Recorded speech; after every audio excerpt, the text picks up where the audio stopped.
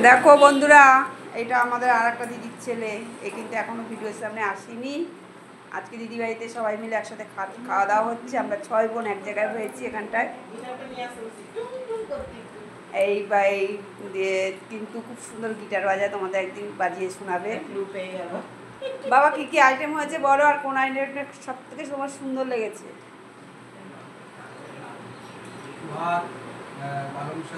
কিন্তু বন্ধুদের দিকে তাকাও। সজনে ডাঁটা আলুর তরকারি। সজনে ডাঁটা খাওনি, তাই জন্য বলবেন আইটেমটা।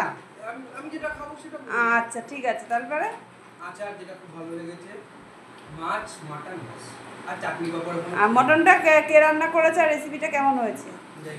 ওকে রান্না করেছে সেটাও জানো না? তাহলে তোমাকে তো জানাতে হবে কোন মাসিমণি এটা রান্না করেছে, রেসিপিটা কেমন খেয়েছো। ও পরে জেনে নেবে, এখন খেয়ে নিচ্ছ তাই? আর তোমরা যে 4 ভাই যে এক জায়গায় হচ্ছে সেটা কেমন লাগছে?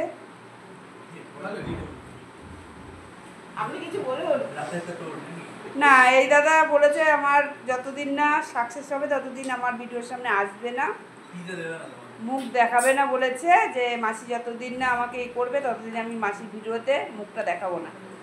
ঠিক তো? এও কিছু বলে না, এ তো বন্দা। আমার ছেলে হচ্ছে, আমার ছেলেকে এরপর আমি আনফলো করে দেবো, আনফলো করে দেবো। যে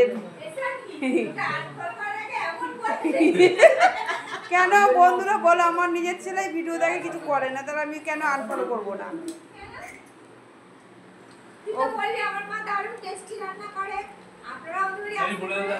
দেখুন আমার দিদি বলে দিচ্ছে কিন্তু আজকে।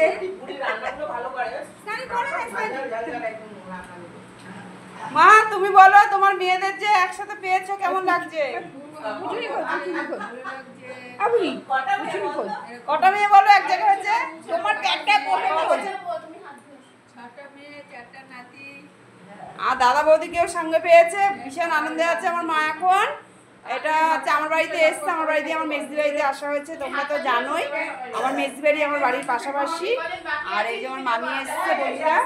এখন মোটামুটি আমি সব পরিবারের সাথে আনন্দ ফুর্তিতে রয়েছি, ওই জন্য তোমাদের পরিবারে যেতেও পাচ্ছি না। আমি ভিডিওটা কম ছাড়ছি, আমি লাইক কমেন্ট করতে পারছি না। বন্ধুরা প্লিজ আমার পাশে থেকেও একটু। আমি 2-1 দিনের মধ্যেই আমি তোমাদের পরিবারে চলে যাচ্ছি, অসুবিধা নেই।